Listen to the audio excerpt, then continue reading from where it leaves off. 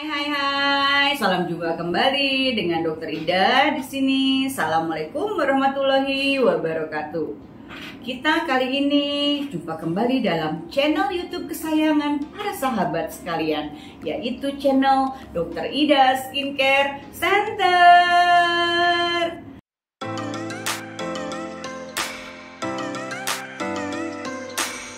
Jangan lupa sebelum kita nonton tayangan ini tentunya saya nantikan subscribe, like, share, and komen di bawah ini agar tayangan channel ini dapat terus berkembang dan dapat diminati oleh seluruh lapisan masyarakat.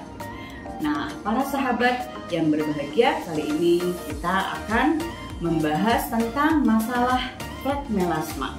Tentunya adalah salah satu masalah yang paling sering datang ke klinik skincare dan juga yang sering kita hadapi setiap hari, yaitu flek melasma di wajah, terutama pada kaum hawa.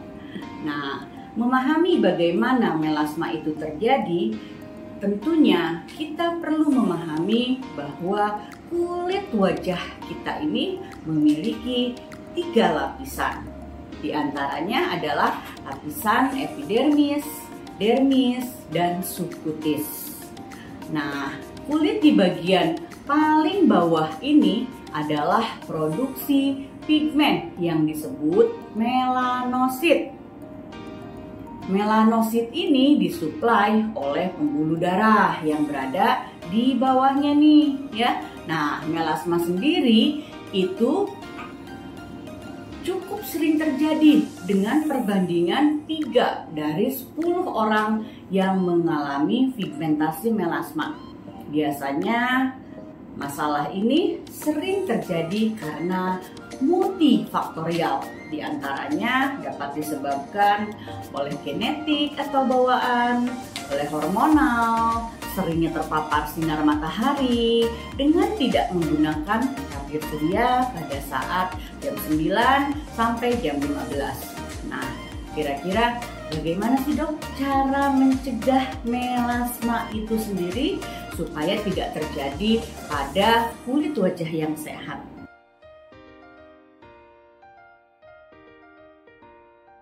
Di antaranya, 1. Perlindungan terhadap sinar matahari dan cahaya visible light.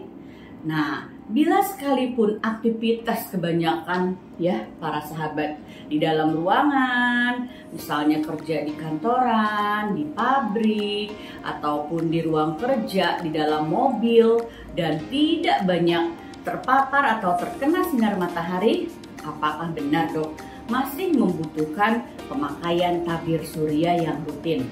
Jawabannya adalah iya. Terutama UVA dan UVB tidak hanya berbahaya jika bersentuhan langsung dengan kulit, tetapi juga saat kita berjalan atau berada di dalam ruangan ataupun di dalam mobil. Nah, pantulan refleksi dari kaca rumah, kaca gedung, ataupun kaca mobil dapat makin memperburuk kondisi flek melasma itu sendiri. Nah, jika di dalam ruangan, bila melasma ringan tidak menggunakan tabir surya yang di-reapply setiap 3 jam, tetap akan makin memperburuk atau bahkan menyebabkan melasma makin berat, ya, makin dalam dan makin meluas. Jadi, bila menggunakan tabir surya itu untuk melindungi dari UVA dan UVB, tapi tidak benar-benar melindungi secara langsung nih, atau pencahayaan yang ada di dalam ruangan. Nah, jadi kira-kira bagaimana solusinya dok? Jadi, penggunaan tabir surya, misalnya bentuk sunscreen ataupun sunblock, dapat ditambahkan dengan dibantu menggunakan CC cream, BB cream, alas bedak, ataupun foundation. Nah, sehingga membantu melindungi cahaya dari cahaya visible light yang akan menembus kulit di dalam ruangan. Nah, cahaya visible light itu apa? Misalnya cahaya lampu, ya, cahaya paparan dari sinar laptop, gadget atau apapun juga. Nah, untuk itu maka dokter pun selain dari preventif untuk mengurangi parahnya melasma tadi, tentu akan memberikan terapi hidroquinon secara topikal, ya. Nah, krem hidroquinon itu adalah whitening agent. Biasanya dokter akan meresepkan hidroquinon dengan asam retinoik, ya, yang akan bekerja sama, bersinergi untuk mencegah patogenesis terjadinya melasma. Nah, hidroquinon ini bekerja dengan menghambat melanin. Nah, sedangkan retinoic acid bekerja dengan terus-menerus memperbaharui sel kulit wajah kita. Nah, dengan yang baru pada kulit wajah, sehingga terkadang saat menggunakan campuran krem ini akan terasa perih atau sedikit cekit-cekit, kadang bahkan gatal, dan mulai terjadi pengelupasan. Maka solusi untuk menurunkan iritasi, dokter akan menambahkan campuran zat aktif steroid atau menambahkan sedikit krem steroid yang dikenal dengan Trinuma, sama dengan Clickbank formula, yaitu racikan yang terdiri dari hidroquinon, retinoic acid, plus mild steroid.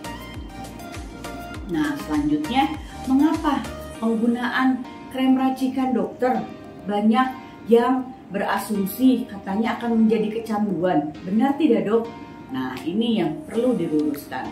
Pada umumnya, pemakaian krem racikan dokter hanya boleh untuk jangka pendek, tidak boleh lebih dari 3 bulan.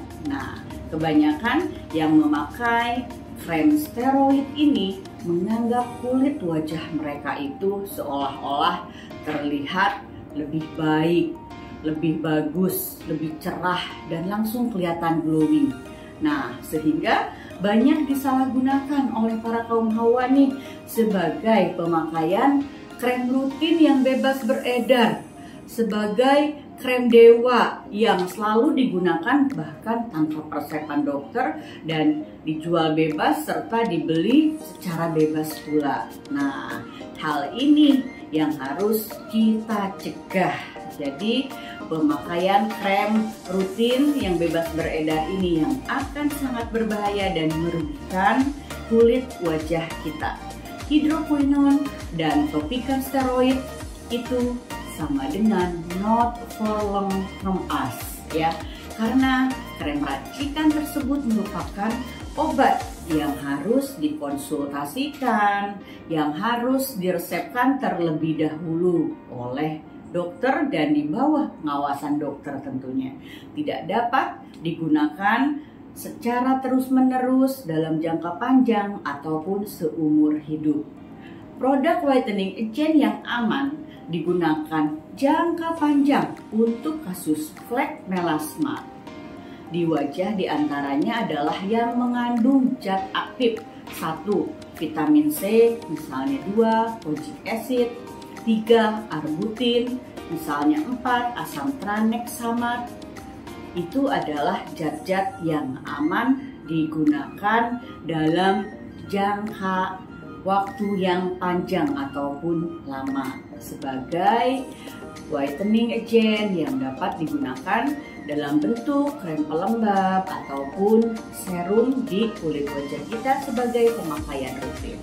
Yuk, mulai sekarang untuk para pemilik masalah flek melasma, mulai bersikap, berpikir, dan bertindak bijak agar flek melasma kalian dapat teratasi dengan baik, rasional, melalui konsultasi dan peresepan pemakaian krem dokter. Terima kasih, semoga bermanfaat. Assalamualaikum warahmatullahi wabarakatuh. Salam cantik dan sehat.